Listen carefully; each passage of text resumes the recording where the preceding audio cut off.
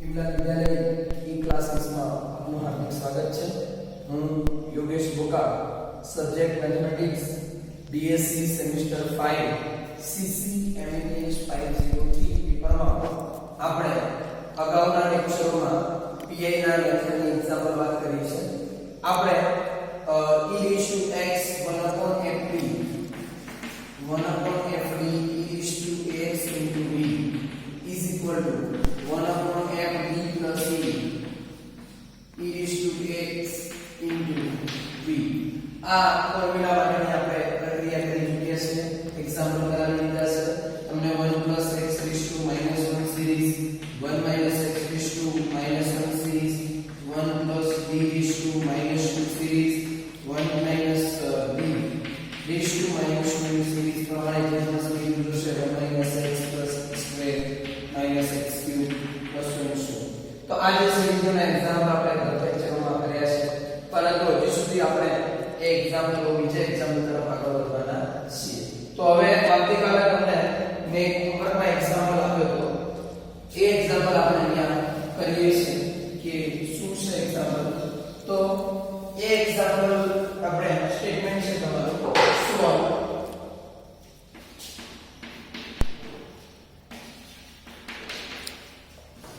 d² + 2y is equal to x² into e⁻3x આ તમારું example છે. હવે વિદ્યાર્થી મિત્રો તમને એક આઈડિયા આવવો જોઈએ અને એક એક્ઝામ્પલ તમને ખબર પડતી હોવી જોઈએ કે આપણે જે એક્ઝામ્પલ કરીએ છીએ એક્ઝામ્પલ આવે ત્યારે કઈ મેથડથી કરવો એ આપણા માઇન્ડની અંદર તરત જ આમ એક્ઝામ્પલ જોતાની સાથે તમારા માઇન્ડની અંદર આવે. જો એ માઇન્ડની અંદર નહીં આવે તો તમને તકલીફ થશે, તમે બીજી મેથડ વાપરશો અને પછી આન્સર કદાચ ખોટો આવી શકે. તો તમારે કરવાનું શું છે તો કે પહેલા તો તમારે એક્ઝામ્પલ આવે તો તમને ખબર હોવી જોઈએ કે આપણે જેટલી PI ની મેથડો કરી છે અને CF ની મેથડ, તો CF તો તમારું થઈ જશે, પણ PI ની મેથડો કરી છે એમાં એવું કોઈ હતું કે જે e⁻x into કોઈ ફંક્શન હોય તો કે હા એ મેથડ મે આપણે તમારા આ લેક્ચરમાં આપણે તમને પહેલી જે સ્ટેટમેન્ટ લખ્યું હતું 1/fd e⁻x into v is equal to e⁻x 1/fd plus c into v. તો એ ફોર્મ્યુલાનો આપણે ઉપયોગ કરવો. હવે કોઈ પણ એક્ઝામ્પલનો આપણે સોલ્યુશન આપતા પહેલા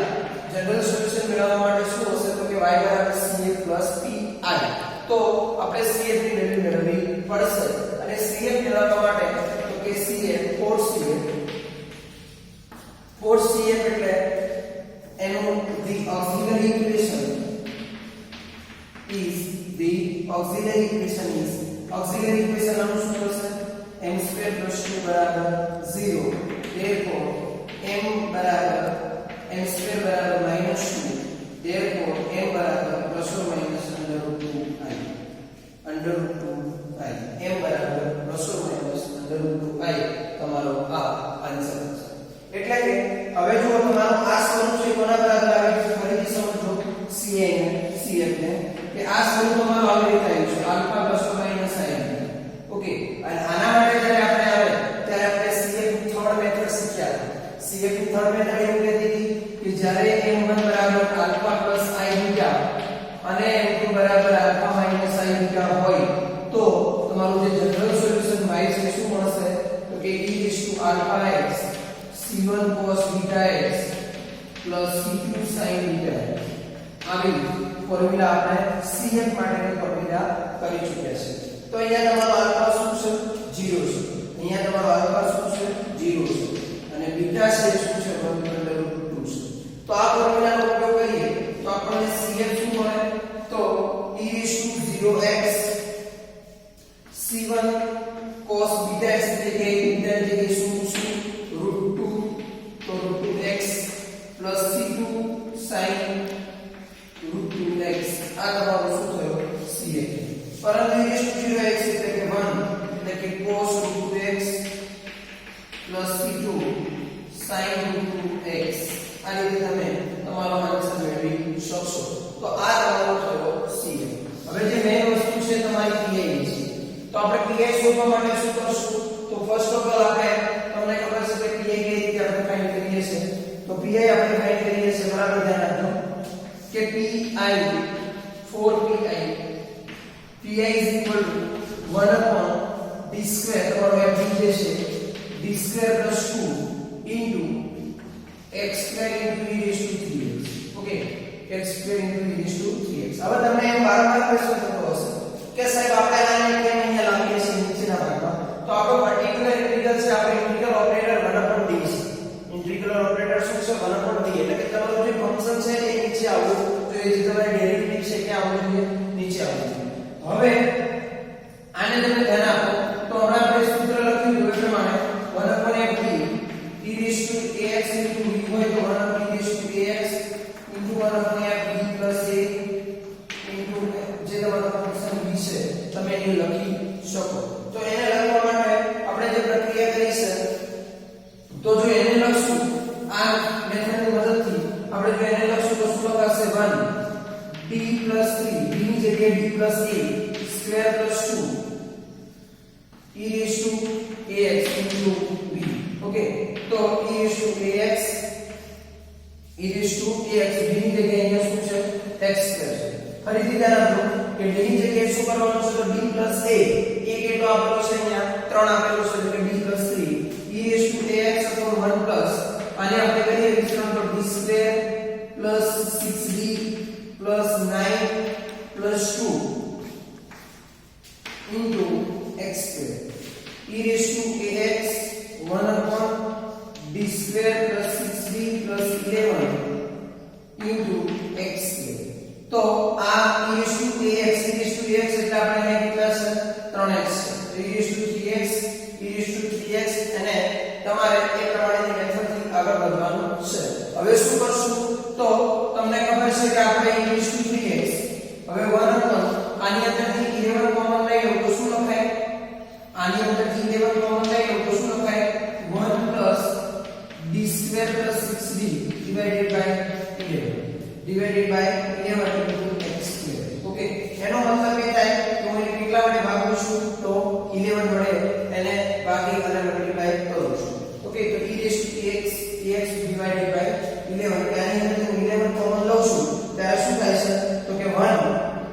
આ 11 છે 1 લખ્યું 1 plus d square by 6d નીચે 11 નથી એટલે એના માટે ડિવાઇડેડ બાય શું થશે 11 થશે હું ટૂંકમાં શું કરું છું તો 1 આને ડિવાઇડેડ કરું છું 11 વડે ઓકે તો હવે તમારું ક્લિયર જે છે એને આપણે આગળ વધારીએ છીએ એક્ઝામ્પલ તો કે e raised to 3x divided by 11 હવે જો આ 1 plus d થઈ ગયો 1 plus d ઇન્વર્સ કરી દઈએ તો 1 plus d square plus 6d divided by 11 whole inverse into x square e raised to 3x divided by 11 into હવે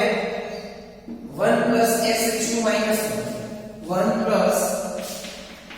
x raised to minus 1 માટેનું સૂત્ર શું છે 1 minus x square 1 minus x plus x square minus x cube plus so on so તો આને આપણે apply કરીએ તો 1 minus d square plus 6d divided by 11 બરાબર પ્લસ હવે સ્ક્વેર કરવાની જરૂર નથી કારણ કે જો તમે આનું બે વાર વિકલન કરશો તો આરામથી આન્સર તમને શું મળે છે જોઈએ કે કરીએ શું થાય છે તો કે d square plus 6d divided by 11 whole square into x square okay into x square હવે આપણે આગળ વધીએ છીએ શું થાય છે તો e raised to 3x divided by 11 હવે આને મલ્ટીપ્લાય કરી દઈએ તો x square minus d square divided by 11 એનો મતલબ કે અહીંયા x square છે એકવાર x વિકલન કરશો તો 2x થશે બીજી વાર વિકલન કરશો તો શું થશે 2 થશે તો 2 divided by 11 એટલે -2 divided by 11 હવે આ માઈનસ ની બદલે કે -6d એટલે 2x એટલે આનું એકવાર વિકલન કરીએ x square d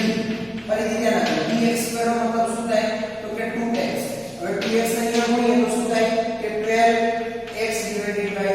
11 પ્લસ હવે જો તમે આને ફોર્મ્યુલાને એપ્લાય કરશો તો d raised to 4 થશે તમે d square plus d એટલે કે a plus b whole square ને તમે કરશો તો તમારી વેલ્યુ કેટલી આવે છે d raised to 4 ની જરૂર નથી કારણ કે 0 થઈ જશે d cube ની જરૂર નથી કારણ કે 0 થઈ જશે હવે વધ્યું કોણ તો direct plus 36d square divided by 129 હવે 36d square હવે d square કરીએ તો એક વાર કરીએ તો 2 ઘાત લઈએ તો શું થશે 2 થશે ઓકે તો e is to 3x divided by a1 x square minus 2 by a1 minus 12x divided by a1 plus 32 are 72 121 okay અને પછી આ તમારું શું થઈ જશે pi આ શું થશે તમારો pi અને આપણે cm તમે લખેલું છે આગળ તો આ રીતે તમે એક્ઝામ્પલ ને આન્સર લાવી શકો છો ફરીથી વિદ્યાર્થી મિત્રો ધ્યાન આપજો કે તમારે શું કરવાનું છે અને કઈ રીતે એક્ઝામ્પલ કરવાનું છે તો કોઈ પણ એક્ઝામ્પલ આવે તો તમારા માઈન્ડ ની અંદર આવવું જોઈએ કે આપણે કઈ મેથડ થી કરશું તો તમે મેથડ ને ઊંધી પકડી લીધી એટલે કે બીજી મેથડ ને પકડી લીધી તો પાછળ જતા તમને એમ લાગશે કે આનું સોલ્યુશન મળી જશે પણ પાછળ જતા પછી સોલ્યુશન તમને નહીં મળે અને તમારો જવાબ સાચો નહીં હોય એટલા માટે આપણે આ મેથડ નો ઉપયોગ કરીને આપણે આગળ વધ્યા છીએ કે આ પ્રક્રિયા કરી શું કર્યું f d a મૂક્યું છે ફરીથી ધ્યાન આપજો મેથડ ને કે d a મૂક્યું એટલે કે d ની જગ્યાએ d a મૂકવાનું છે અહીંયા બરાબર ધ્યાન આપજો અહીંયા d ની જગ્યાએ d a મૂકવાનું છે અને d a એ કેટલા છે 3 એટલે કે d + 3 હોલ સ્ક્વેર એટલા માટે મેં અહીંયા પ્રક્રિયા કરી છે આનું તમને વિસ્તરણ આપ્યું છે d સ્ક્વેર + 6d + 9 + 2 હતા અહીંયા 11 થયા હવે મારે એને 1 બનાવવો છે તો શું કરવું પડશે ડિવાઇડેડ બાય 11 એટલે કે મેં ડિવાઇડેડ બાય 11 કર્યું 1 + d એટલે કે ઉપર જાય તો 1 + x ઇન્વર્સ થઈ જશે 1 + x જે સિરીઝ છે તમારી એ સિરીઝ પ્રમાણે તમારે સોલ્યુશન આપવાનું રહેશે તો એ સિરીઝ તમારી શું છે તો કે 1 - x + x2 - x2 પ્રમાણે સિરીઝ આપી છે હવે અહીંયા x2 હતું એટલા માટે પછી 3 કા કળા પદ્ધતિ એને બધા અવગણ્યા છે ઓકે ઇગ્નોર કર્યા છે કેમ કે અહીંયા સ્ક્વેર છે અહીંયા જો સ્ક્વેર હશે તો મારે એકવાર વિકલન કરીશ તો 2x થશે બીજી વાર વિકલન કરી તો 2 થઈ જશે ત્રીજી વાર વિકલન જ્યારે કરવા જઈશ તો ડેરિવેટિવ કરવા જઈશ ત્રીજી વાર ત્યારે આન્સર મારો 0 મળશે તો એનો કોઈ મતલબ રહેતો નથી તો પછી હું લખવાનો મતલબ નથી ઓકે એટલા માટે આપણે માઇન્ડથી થોડું કામ લેવાનું છે જે પણ લઈએ છે ને સ્માર્ટ વર્ક કરીને થોડું કામ કરશું તો x2 હવે આનું d2 + 6d આ મેં ક્યાંથી લખ્યું હતું તો d2 એટલે કે આનું બે વાર વિકલન કરીએ તો 2x થાય બીજી વાર વિકલન કરીએ તો 2 થાય તો 2/11 d એટલે 2x થઈ જશે 12 થશે અને આનું d2 જો કરશો આનું વિસ્તરણ તમે કરવા જશો તો એનું વિસ્તરણ આ રીતે લખી શકશો તમે કે d4 + 12d³ + 36d²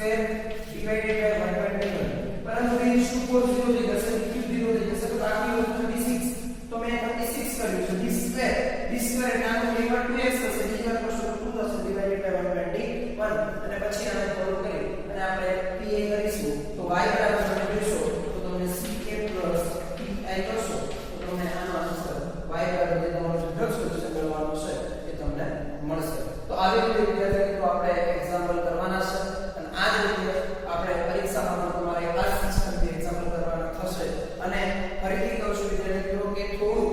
MCQ type પણ એક્ઝામ થોડા કરતા રહેજો આમાંથી આપણે MCQ કરી શકે તમને એવું પણ ફોર્મેટ આપવામાં આવે કે આના પરથી આન્સર મેળવવાનો થાય છે તો